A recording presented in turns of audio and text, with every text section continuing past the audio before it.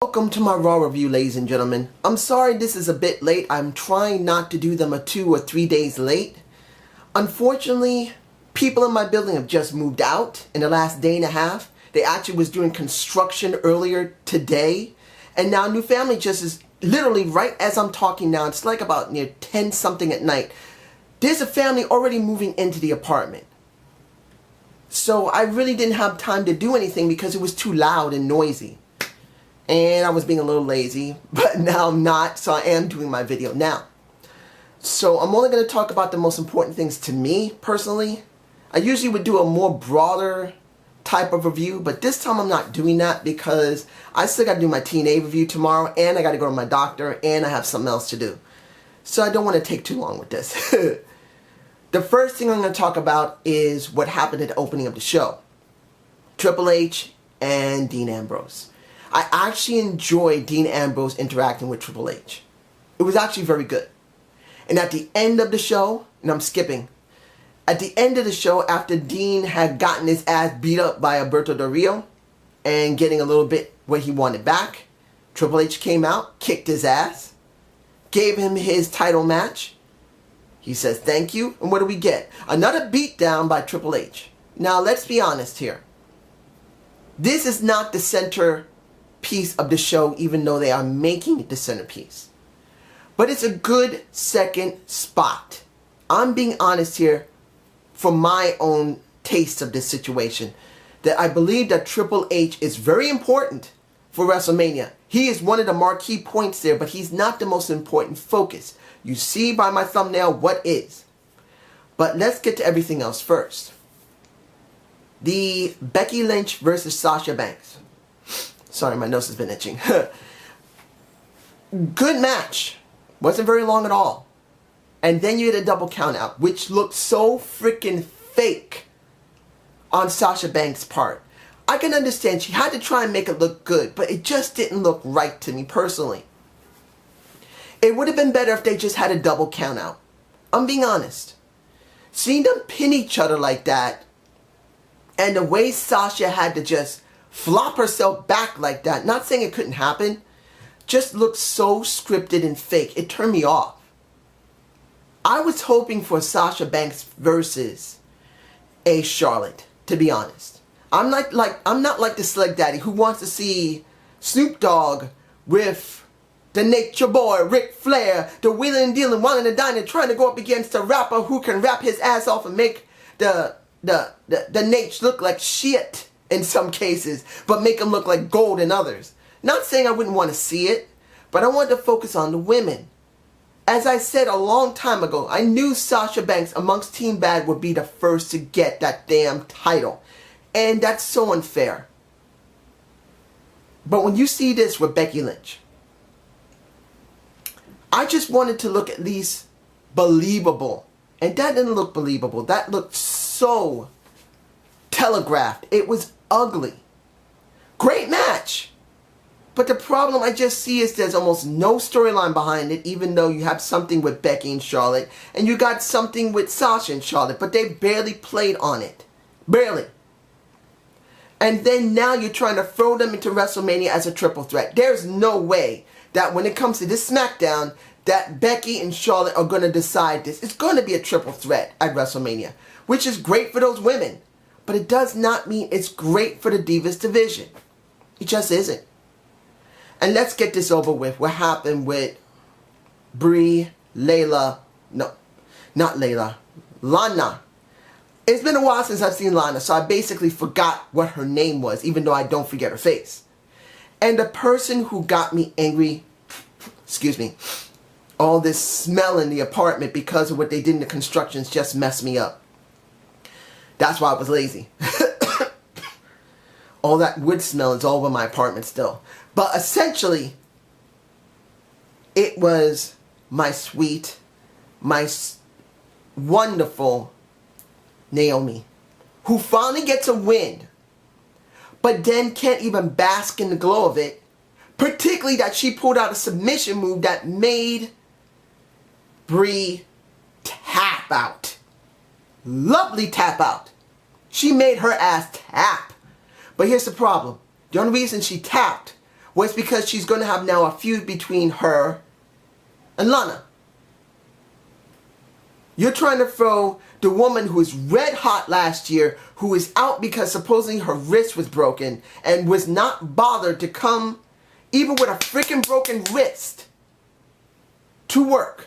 She could have had the thing on her wrist and she didn't have to interact with anybody. It would have actually worked. They would have gotten more sympathy if she had actually gone, unless there was some other reason. You guys can tell me below. But now you're putting Lana with Brie, who only is getting any traction is because of Daniel Bryan, and that's only going to last for a little bit longer. Unless Daniel's going to come out as her manager, which actually would be the wisest thing to do, which he's not going to do, unless they change their mind. She's only going to go by his reputation. That's not going to last forever.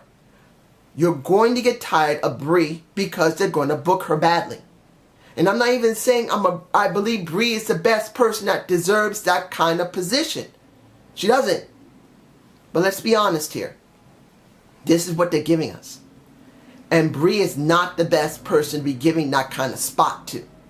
They're going to make it like that because, like I said before, in my previous videos, when it came to Daniel Bryan and Brie, seeing Brie get a spot is good for Daniel Bryan because he gets extra money for his therapy and something for him to have something backed up on since he's not working in WWE, supposedly in the front. We don't know from behind yet.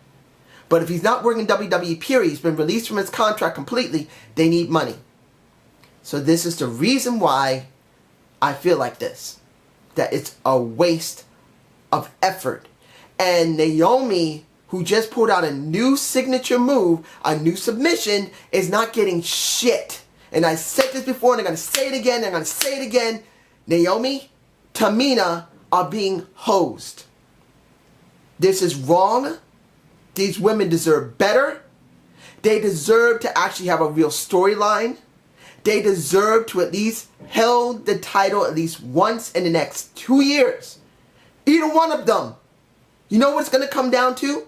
One of them is going to go up against the other eventually. And there's still, neither one of them is going to get anywhere from that feud. I'm being honest here.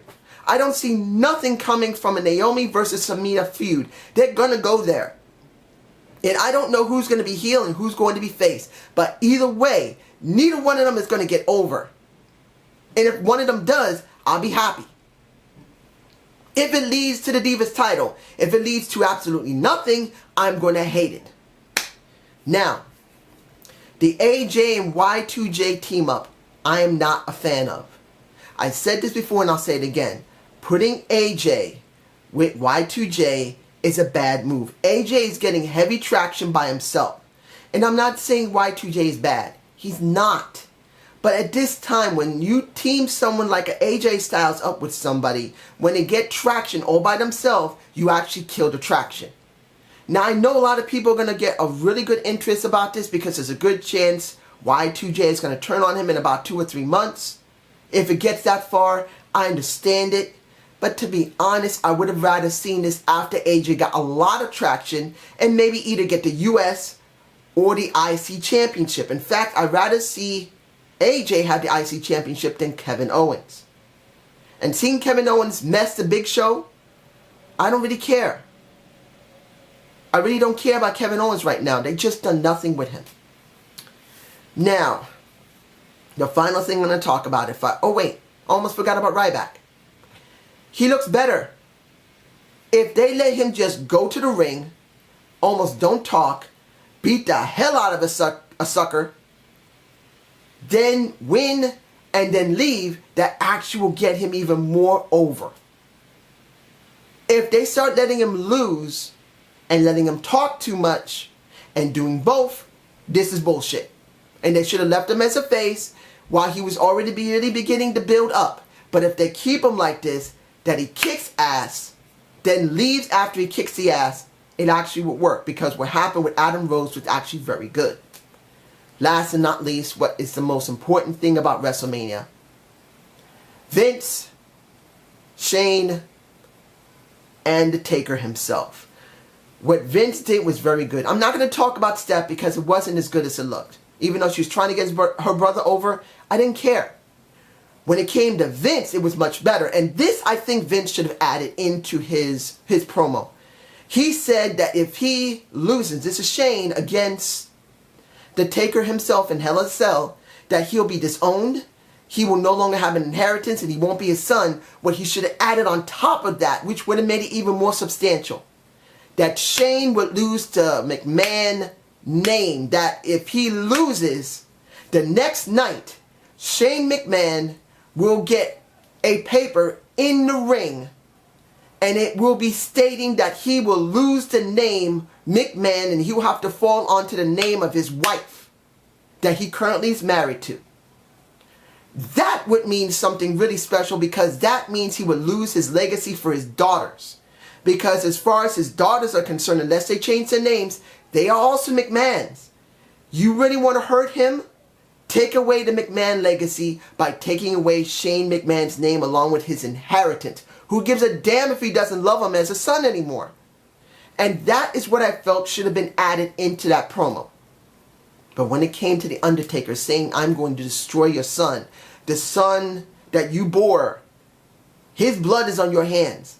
I will not be held responsible. So don't even play like I'm your toy. You throw me fresh meat, I'm going to eat it up. And then if I have the right, and at the time, if I'm in the mood, I'll eat you too. That is the way The Undertaker's always been, and I like that. He came, he said what he needed to say, and he left. I felt that was the most important segment of the entire night.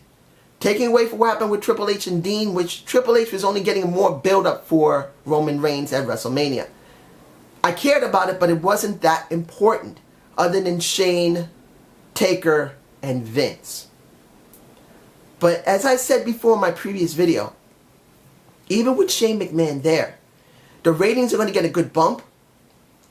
But unless Shane McMahon in real life is actually going to take over the company from Vince, this is only going to be temporary.